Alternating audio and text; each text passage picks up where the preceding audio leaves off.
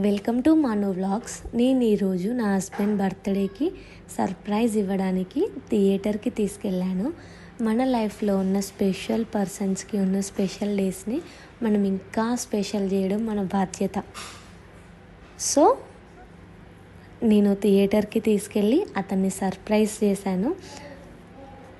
ఇలాంటి special days, happy moments మన లైఫ్లో ఉండాలి. మన రిలేషన్ స్ట్రాంగ్గా ఉండాలి అంటే ఇలాంటి స్పెషల్ డేస్, హ్యాపీ మూమెంట్స్ మనం క్రియేట్ చేసుకోవాలి. అప్పుడప్పుడు వచ్చే స్పెషల్ డేస్ని మనం హ్యాపీ మూమెంట్స్ లాగా మనమే మార్చుకోవాలి.